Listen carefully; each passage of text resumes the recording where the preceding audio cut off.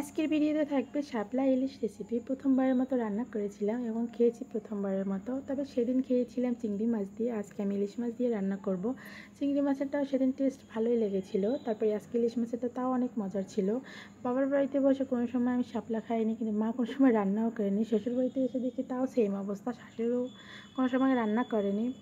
স্কুলের ভাবিদের দেখলাম সবাই অনেক শাপলা কিনে শাপলা রান্না করে, নাকি অনেক মজা হয় ইলিশ মাছ দিয়ে। তাই আমিও শাপলা ইলিশ মাছ দিয়ে আজকে ট্রাই করব, দেখি কেমন লাগে খেতে। হ্যালো এভরিওয়ান, আসসালামু আলাইকুম, this is Moni, welcome back to my channel. নিশ্চয়ই সবাই সুস্থ আছেন, ভালো আছেন। নতুন আরেকটা রেসিপিতে আপনাদের ওয়েলকাম জানাচ্ছি। প্রথমে আমি শাপলাগুলো কেটে তারপরে আমি লবণ পানি দিয়ে ভিজিয়ে রেখেছিলাম, কারণ গরম পানিতে ভিজিয়ে রাখতে হবে, এতে শাপলা নাকি প্রচুর কষ থাকে, সেটা ভিজিয়ে রাখলে নাকি উঠে যায়। তারপর আমি ভিজিয়ে রেখে আমি ইলিশ মাছটা ভেজে নেব। বরকে বলেছিলাম শাপলা দিয়ে ইলিশ মাছ রান্না করবো, একটা ইলিশ মাছ নিতে। উনি একটা 1.5 কেজি ওজনের ইলিশ মাছ এনেছিল। আমি ভাবলাম প্রথমবারের মতো শাপলা রান্না করব, খেতে কেমন না কেমন হয়, তাই ফ্রিজে যে ছোটো মাছটা ছিল সেটা দিয়ে রান্না করলাম। এই যে দেখেন শাপলা থেকে কতটা কষ বেরিয়েছে।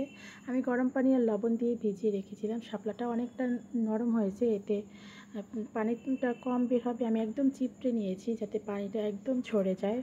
তারপরে রান্নার জন্য প্যান বসিয়ে ভাজা মাছের তেলটা দিয়ে দিলাম। তারপরে পেঁয়াজ কুচি, কাঁচামরিচ কুচি দিয়ে দিলাম। এগুলো ভালো করে ভেজে নিতে হবে। এখানে আমি বেশি কিছু মশলা দিব না, ইলিশ মাছ রান্না করতে যেটুকু আগে ভিজিয়ে ইউজ করেছি সেটুকুই দিয়ে দেব। শুধু হলুদ গুঁড়ো, মরিচের গুঁড়ো, কাঁচামরিচ আর পেঁয়াজ, তারপর পানি দিয়ে ভালোভাবে কষিয়ে নেব। তারপরে পানি ঝরানো চিপড়ে রাখা শাপলাটা আমি এটার সাথে কষিয়ে নেব। এই তো মশলাটা কষানো হয়ে গেলে আমি শাপলাটা দিয়ে দেব। তার প্রথমবারের মতো রান্না যে এত মজা হবে আসলে ভাবতে পারিনি। তালিবের বাবাও কোনো সময় শাপলা খায়নি, আজকে তাকেও শাপলা খাইয়ে ছেড়েছি। উনি আজকে মানে খেতে চায়নি এমন না, প্লেটে যা দিয়েছি খেয়ে নিয়েছে, মনে হয় ওনার কাছেও ভালো লেগেছে, তবে জিজ্ঞেস করা হয়নি কেমন লেগেছিল।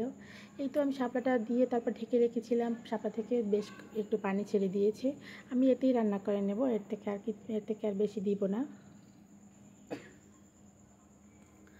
তারপরে পানির ওই শাপলার সাথে আমি মাছটাকে কষিয়ে নেব, কারণ এই পানিটাই আমি রান্নাটা শেষ করতে হবে, তাই মাছটাও দিয়ে দিলাম।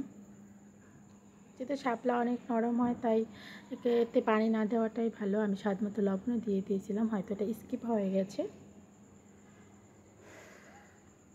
তারপর ধনেপাতা কুচি দিয়ে দেবো। এখানে আমি ধনেপাতা যে কোনো তরকারিতে আমি ধনেপাতাটা আগে দিই, কারণ আমার ধনেপাতাটা সিদ্ধ না হলে অতটা মজা লাগে না, তাই ধনেপাতাটা আমি আগে দিই যাতে সিদ্ধ হয় তরকারির সাথে এবং ঘ্রাণটা তরকারির সাথে একদম মিশে যায়। এতে আমার ঝোলগুলো টেনে একদম তেল বেরিয়ে গেছে।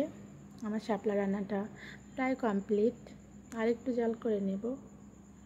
এই যে আমার শাপলা রান্না শেষ। আল্লাহ হাফিজ।